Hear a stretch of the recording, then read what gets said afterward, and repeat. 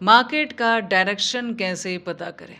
अगर एक ट्रेडर की बात करें, तो उसे अगर मार्केट में ये पता हो कि मार्केट अगर कॉल साइड जाने वाली है, तो सिंपली उसके बाद क्या रहता है? एक एंट्री पॉइंट ढूँढना। इसके अपोज़िट अगर देखा जाए, तो वही अगर सेलिंग साइड में जाने वाली है, ये पता चल जाए, तो फिर क्या बचता है? एक सेल ऑन राइज़ की जगह ढूँढनी है। सो देखा जाए, तो अगर आपको मार्केट का डायरेक्शन पता चल जाता है, तो आपकी ज़्यादातर प्रॉब्लम सॉल्व हो जाती है।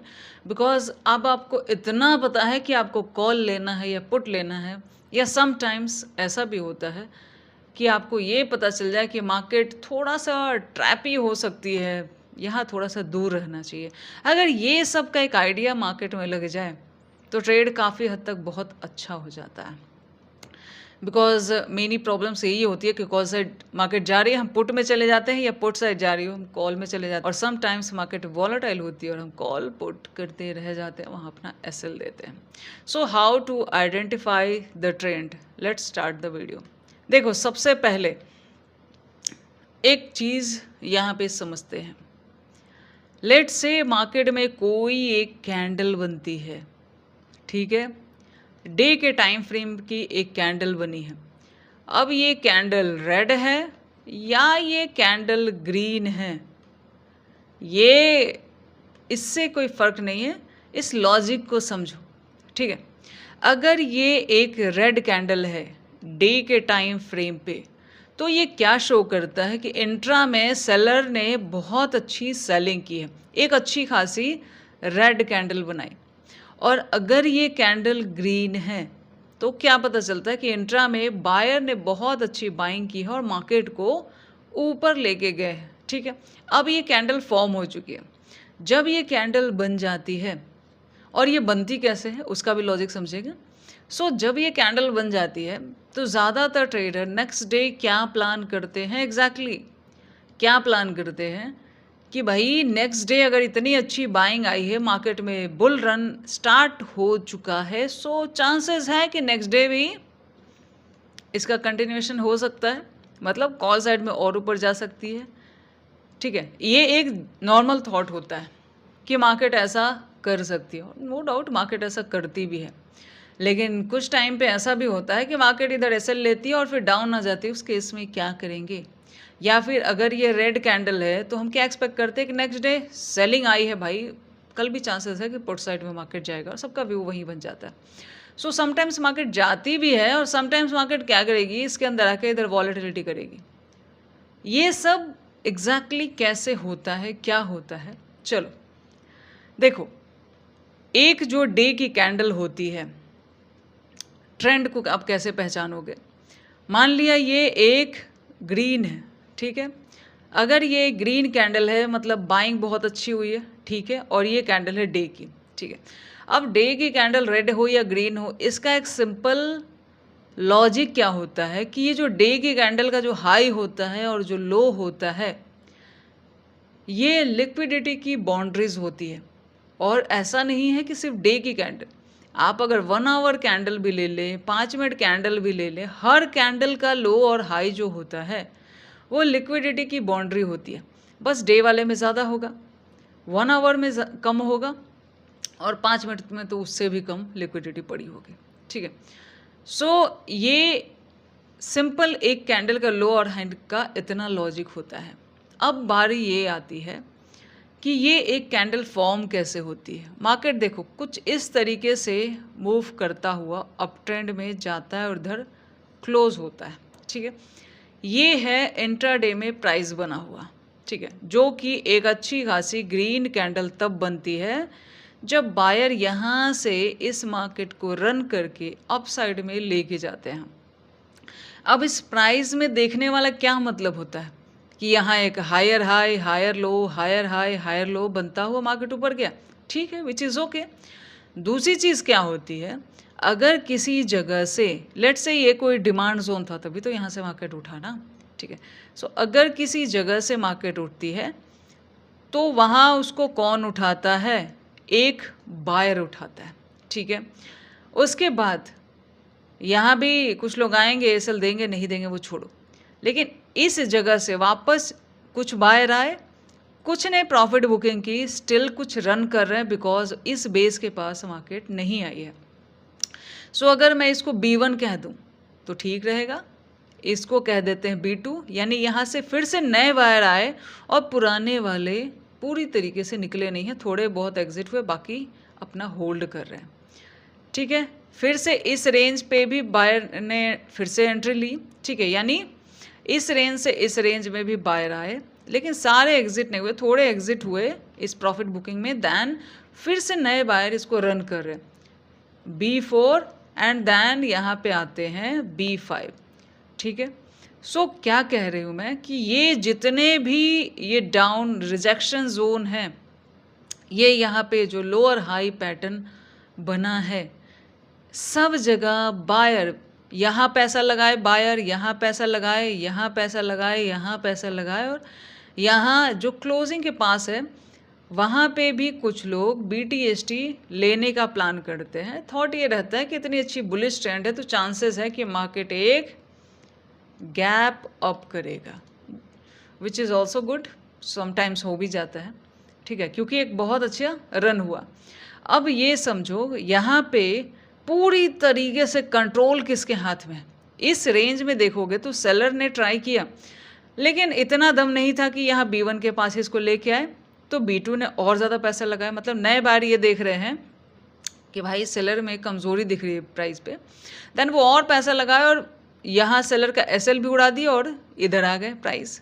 ठीक है, सो सेलर हर जगह थोड़े बहुत रैंडम से लड़ाए, लेकिन उनका SL हिट हो गया। बहुत ज़्यादा सेलर जो मेन ऑपरेटर है उन्होंने यहाँ हाथ ज़्यादा नहीं लगाए हैं, एक आधे SL हो सकता है इस जोन में उनका गया हो, अदरवाइज उसके बाद रैंडम सेलर कुछ आए हैं जो छोटे मोटे रिएक्शन कर पा रहे हैं बट मार्केट को रोक नहीं पा रहे। और बायर जो है B1, B2, B3, B4 पैसे को रन कर रहे हैं और इनका स्ट्रेंथ ज़्यादा हो गया है, इतना समझो।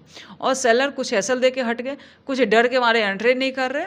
ठीक है, सो सेलर कमज़ोर है, बायर स्ट्रांग है, ये मतलब होता है एक ग्रीन कैंडल का। ठीक है, टेक्निकली देखा जाए तो यही मतलब होता है। अब इंट्रा में कुछ लोगों ने लिया और B5 में ये मान के चलती हूँ कि वो लोग थे जिन्होंने इंट्रा में लिया नहीं लिया, लेकिन इनको लग रहा है कि कल मार्केट में गैप अप हो सकता है इतनी अच्छी बाइंग के बाद, तो वो एक्सपेक्ट कर रहे हैं कि गैप अप हो या फ्लैट ओपनिंग करके भी अगर मार्केट ऊपर जाती है तो मुझे पैसा मिलेगा। सो BTST वाले एंटर हो गए और कुछ लोग जो इधर से रन करके ला रहे हैं अपना प्रॉफिट, वो भी होल्डिंग में रखेंगे। ठीक है, थोड़ा बहुत कुछ लोग निकलेंगे, लेकिन ज़्यादातर लोग रन कर रहे हैं। ठीक है, अब इस केस में एग्जैक्टली क्या होता है, नेक्स्ट डे कैसे हम समझेंगे कि मार्केट किस डायरेक्शन में जा सकती है। ये तो पहले दिन का हो गया ना। नेक्स्ट डे अब एग्जैक्टली देखो, क्लोजिंग प्राइस को मैं हमेशा कहती हूँ कि इम्पोर्टेंस दो। क्यों इम्पोर्टेंस देना चाहिए? हम मार्केट में जो समझते हैं ना कि निफ्टी 24,100 के पास क्लोज हुई, क्लोजिंग प्राइस का क्या सिर्फ इतना ही मतलब होता है? या फिर सेंसेक्स में ले लो, गोल्ड में ले लो, कहीं भी आप इस लॉजिक को ले सकते हो। जिस भी जगह पे कोई ट्रेड कर रहा है उस जगह पे क्लोजिंग का सिंपल मतलब सिर्फ नंबर नहीं होता है। इसका क्या मतलब होता है? ये बंदा जो B5 है, इसका पैसा यहाँ है और सबके SL जहाँ जहाँ बाइंग किए हैं उसके नीचे पड़े हुए हैं। अब B1 को डर नहीं लगेगा क्योंकि B2 सेफ है, B3 को डर नहीं लगेगा, B4 सेफ है, और B4 को डर नहीं लगेगा, B5 सेफ है। ठीक है, मतलब अगर मेरे बाद वाले का SL ही हिट नहीं हुआ तो मेरा SL तो सेफ ही है, तो प्रॉफिट को रन करने देते हैं, सो ये सब होल्ड में रखेंगे।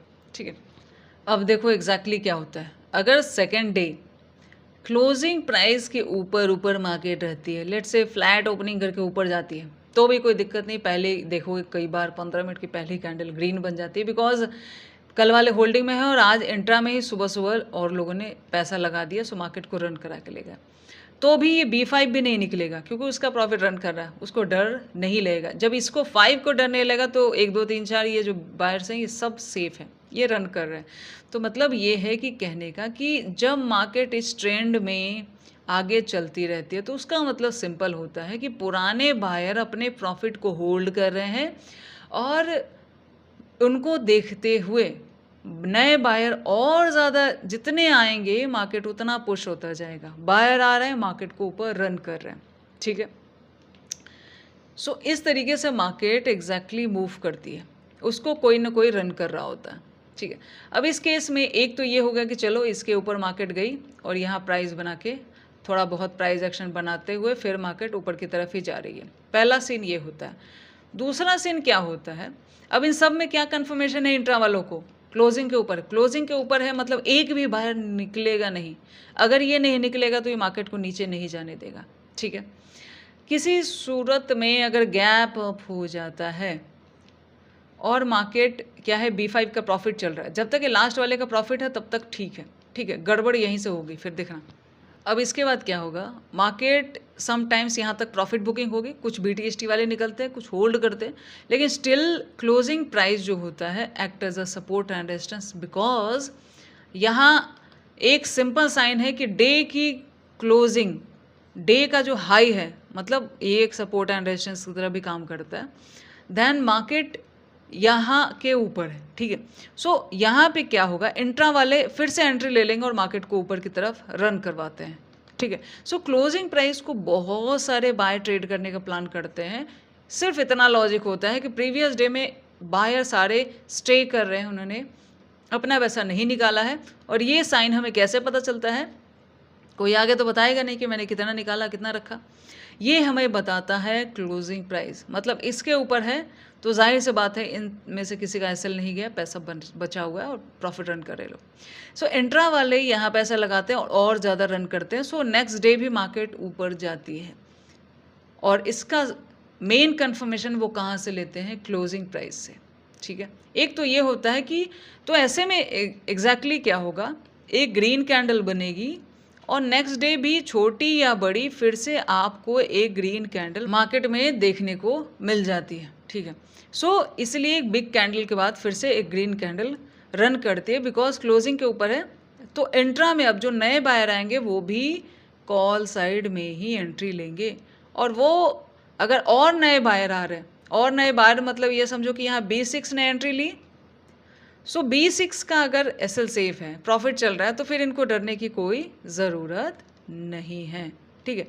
चलो अब ये सीन कब बदलता है, लेट्स से मार्केट इधर आती है, ये फ्लैट ओपनिंग कर दी है और करके डाउन जाती है, क्लोजिंग के नीचे आती है, ये किसी सूरत में समझो कि गैप अप करके भी इधर नीचे आ जाती है, कोई भी सीन हो, क्लोजिंग के नीचे आने का ट्राई कर रही है, ठीक है। सो क्लोजिंग प्राइस के पास जब आती है, अगर फ्लैट ओपनिंग हो या गैप अप करके आए, तो यहाँ पे एक आध बायर ट्राई करेंगे इंट्रा वाले और उसके नीचे एसएल रखेंगे। जैसे ही मार्केट इसके नीचे क्लोज करेगी, क्लोजिंग के B6 यानी इंट्रा में जो बायर आए हैं उनका एसएल ले लिया मार्केट ने। अब इनका एसएल जाते ही डर किसको लगेगा, B5 को, कि भाई मेरे पहले वाले तो एसएल दे चुके हैं, ठीक है। अब मार्केट B6 का जैसे ही एसएल ट्राई करती है, उसके बाद अगला टारगेट मार्केट का कौन है, B5 का एसएल, इसका एसएल लेगी, ठीक है। सो मार्केट और ज़्यादा नीचे आएगी। B5 एसएल दिया, B4 वाले को डर लगेगा, यार मार्केट अब मेरा एसएल हिट करेगी, वो या तो कॉस्ट टू कॉस्ट में निकले या एसएल देके हटे, वो हटेगा। सो मार्केट इस तरीके से इस रेंज के अंदर आ जाती है। अब यहाँ पे दो सीन होते हैं, अगर ये सारे, जैसे मार्केट में अगर सेलर ज़्यादा हैं, B4 B3 ऐसे करके सीक्वेंस में इन सब का एसएल हिट करते जाएं तो बेस तक मार्केट आ जाती है। इसलिए कई बार ऐसा होता है कि ग्रीन कैंडल के बाद आपको नेक्स्ट डे ही एक रेड कैंडल देखने को मिल जाती है। इसकी शुरुआत ही होती है क्लोजिंग प्राइस से। That's the importance of closing price. ये सिर्फ एक नंबर नहीं होता है, मतलब कुछ ऐसा समझ सकते हैं कि इस केस में एक ताश के पत्ते की तरह मार्केट बिखर जाता है, बायर का एसएल लगातार हिट होते रहता है, सेलर को और ज़्यादा लगता है कि भाई सेलर आ रहे हैं, तो और लोग रैंडम सेलर भी आ जाते हैं और लोग सेलर पैसा लगाएंगे और मार्केट को पुश कर देंगे, और ये लोग प्रॉफिट बुकिंग कर रहे हैं, कोई एसएल बुक कर रहा है, कोई हट रहा है, ठीक है। मतलब जब तक बायर डर नहीं रहा था तब तक मार्केट होल्ड था, जब ये डरने लगा तो मार्केट गिरने लगा, ठीक है। एक सीन तो ये होता है। दूसरा सीन क्या होता है मार्केट में, exactly let's say market B5 या B4 तक यहाँ तक आता है। अब ये B3 B1 B2 ये फिर से पैसा लगाते हैं, नहीं नहीं इसको अभी गिरने नहीं देंगे। सो ये लोग क्या करते हैं, फिर से पैसा लगाते हैं, मार्केट को रन करवा के ऊपर लेके जाते हैं, ठीक है। सो इस सीन में एग्जैक्टली क्या होता है, देखो अगर सो पहले वाले का एक चीज़ बता देते हो, अगर क्लोजिंग के नीचे है तो आप ये कंफर्मेशन लेके ना चलें कि अभी कॉल साइड में जाएगा, भले प्रीवियस डे कितना ही अच्छा ग्रीन कैंडल हो।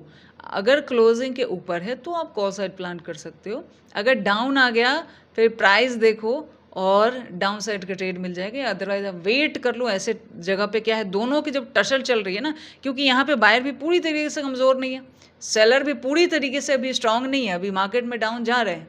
सो ऐसे मार्केट में हैंडल हो पाता है अकॉर्डिंग टू प्राइस, आप देख के हैंडल करो। ये मत सोचो कि प्रीवियस डे कॉल आया तो अभी भी कॉल जाएगा, ठीक है। सो जब ये मार्केट ऐसे डाउन जाता है जहाँ भी बायर और सेलर बराबर की टक्कर में हो, तो वहाँ प्राइस एक्शन को फोकस कर सकते हैं, और भी मल्टीपल स्ट्रैटेजीज हैं अदरवाइज।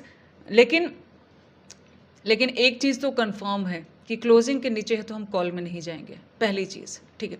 अब दूसरा सीन जो मैंने ये कहा, जहाँ पे ये समझ में आ रहा है कि मार्केट यहाँ से क्या की है, आधी जगह B4 तक आती है, B1 B2 B3 ये ज़्यादा पैसा फिर से थोड़ा डालते हैं और सेलर कैसल हिट करते हुए ऊपर लेके जाते हैं, ठीक है। अब ऐसे डेज में एग्जैक्टली क्या कर सकते हैं, ऐसे डेज में जो कैंडल फॉर्म होती है वो कैसी होती है वो मैं बताती हूँ।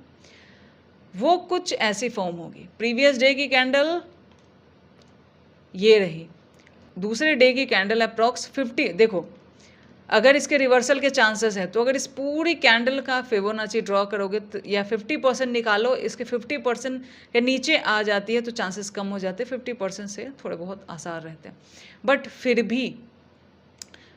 भी अभी ये 50-50 वाला जोन होता है। सो इस जोन में वॉलेटिलिटी एसएल हंटिंग ज़्यादा देखने को मिलेगी।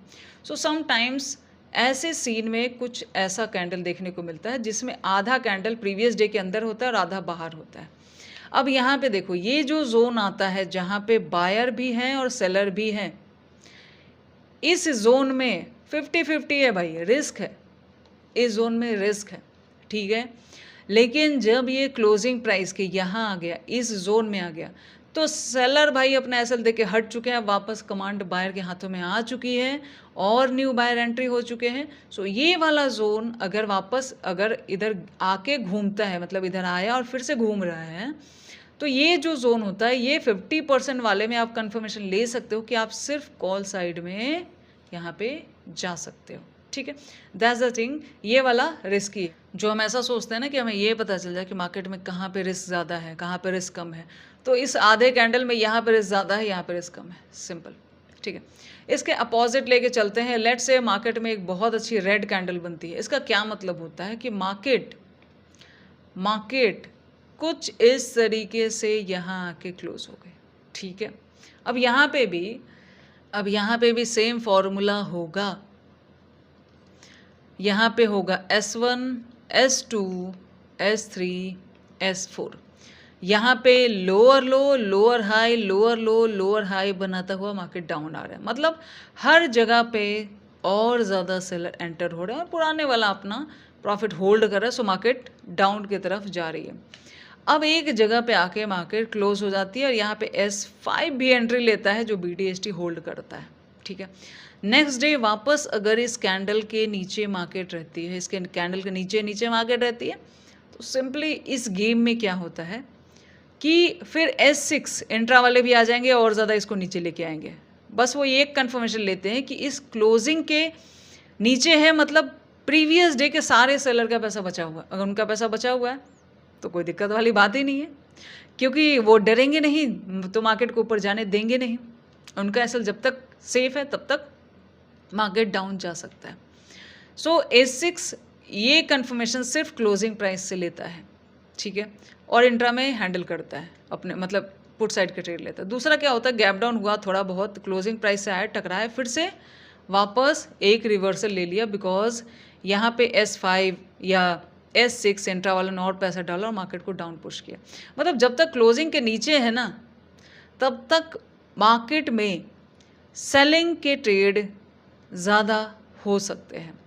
प्रॉब्लम कहाँ आती है, जब ये S4 S6 का अगर ये क्लोजिंग के ऊपर आ जाती है तो S6 का एसएल हिट करेगी, S5 का एसएल हिट करेगी, फिर S5 के बाद ये S4 को टारगेट करेगी, ठीक है। समटाइम्स यहाँ आ जाती है इस ज़ोन में आ जाएगी, इधर आने का ट्राई करेगी। अब यहाँ देखो, यहाँ पे ये जो ज़ोन होता है, जो बाइंग में भी सेलिंग में 50-50 है कि मार्केट यहाँ भी जा सकती है, ये यहाँ भी जा सकती है। तो इस ज़ोन में इसीलिए थोड़ा-सा रिस्क है और प्राइस एक्शन देखने की ज़रूरत है कि एग्ज़ैक्टली प्राइस में आखिर क्या बन रहा है, ठीक है? लेकिन अब यहाँ पे इस बात को समझो, तो आम जनता आखिर करे क्या? क्या करे? देखो, जब क्लोजिंग के अंदर चली जा रही है, आप प्राइस एक्शन देख के हैंडल कर सकते हो, करो, अदरवाइज बहुत टाइम पे आपको फ्लैक्चुएशन, एसएल हंटिंग, ट्रैपिंग ज़्यादा देखने को मिलेगी। कारण ये होता है कि इस जगह पे मतलब ये समझो कि एक बराबर की टक्कर में आ जाते हैं। यहाँ बायर पैसा लगाए हैं, ऊपर लेके जा रहे हैं, सेलर मान नहीं रहे, पूरी तरीके से निकले नहीं तो डायरेक्शन में जाने नहीं देंगे, ठीक है? सो यहाँ से इधर भी आ सकता है और इधर भी आ सकता है, इसीलिए ये इसको मैं 50-50 वाला जोन कहती हूँ। कन्फर्मेशन कुछ भी नहीं है। कन्फर्मेशन कब होगी? जब वापस मार्केट इधर आ जाए और ये जो बायर मार्केट को लेके गए थे, यहाँ इनका एसएल है, मार्केट उसको हिट कर ले, देन ये जो जोन होगा ये कन्फर्मेशन का है, सेलिंग का। सो ऐसे मार्केट में कैंडल कुछ इस तरीके से फॉर्म होती है जहाँ पे अगली कैंडल आधी लगभग प्रीवियस कैंडल के अंदर होती है और आधी यहाँ बाहर होती है। ये वाला जोन कंफर्म सेलिंग में जाएगा। ये 50-50 है, रिस्की ज़्यादा है, अपना डिसीजन है, लेकिन ये रिस्की ज़्यादा है क्योंकि यहाँ बायर और सेलर दोनों मार्केट को रन कर रहे होते हैं। So according to this logic, यहाँ पे जो पैसा लगाएगा उसका ज़्यादा रिस्क है, यहाँ वाले पैसा जो लगाएगा उसका कम रिस्क है, ठीक है? सो ये अपना डिसीजन होता है कि कौन कितना रिस्क लेना चाहता है। मैंने बस ये बताया कि ऐसा फॉर्मेशन होता कब है। So all the best, thank you. इस वीडियो को यहीं पे बंद